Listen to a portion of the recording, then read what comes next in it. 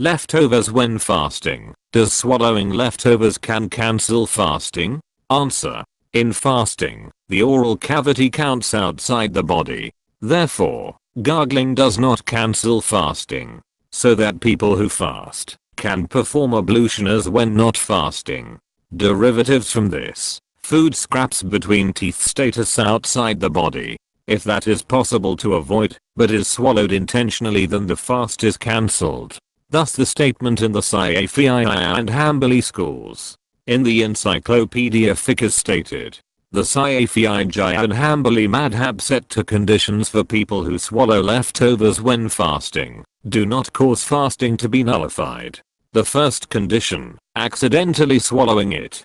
Second, he can't avoid it when he swallows hard. Because this person has udzur and accidentally, if he is able to avoid it, but he deliberately swallows, then he breaks his fast. Although smaller than the whole. Because it's not difficult for him to spit it out and avoid it.